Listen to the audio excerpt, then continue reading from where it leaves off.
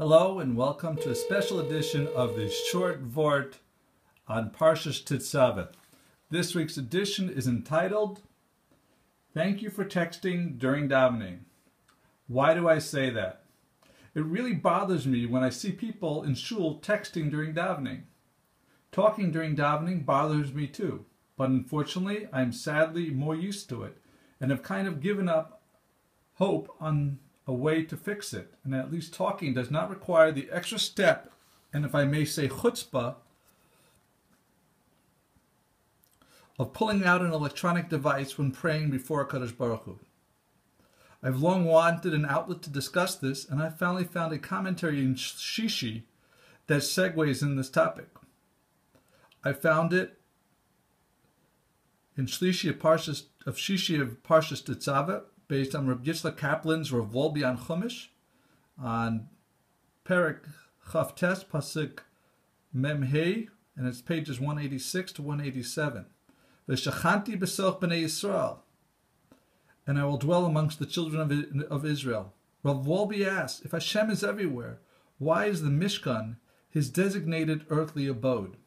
He answers, different places are more conducive to holiness than others, just like some regions are more conducive to growing different vegetation. Eretz Yisrael is more holy than Chutz La'aretz, and if you move to Eretz Yisrael, you have to prepare and adjust yourself for the spiritual climate difference. Even to daven at the kotel, you must prepare yourself to maximize the opportunity to daven there.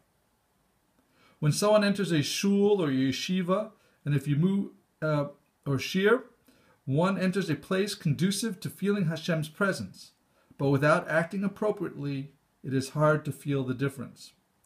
This brings us back to texting in shul. While most people do not answer their phones or text during tefillah, when this malady occurs, it is usually teens to 30-somethings, but it can also occur to older men too. It's not limited to the quote-unquote modern crowd, a term I dislike, but even the quote yeshivish black hat clad men are guilty too. Let's exclude doctors, Hatzalah members, and justified instances and focus on the rest of the fine Jews for whom Tefillah B'tzibur is clearly important. After all, they did come to shul.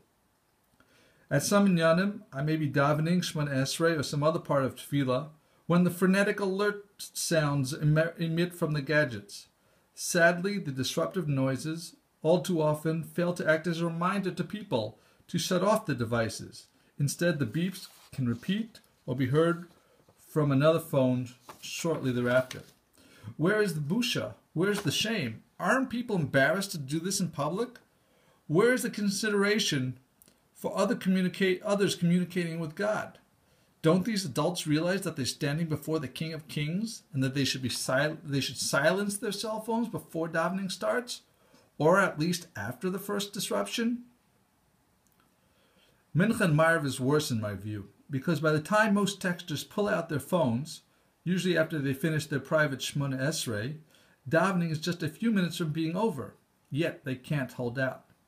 In addition, if someone is wearing a clothing style that might suggest to me aspirations to greater piety, I expect more from him. But dressing the part, while hopefully it expresses a desire for greater religious observance, doesn't always result in personal internalization and actions. They may dress the dress, but they still text the text. I am at a loss on how to stop this small but spreading scourge.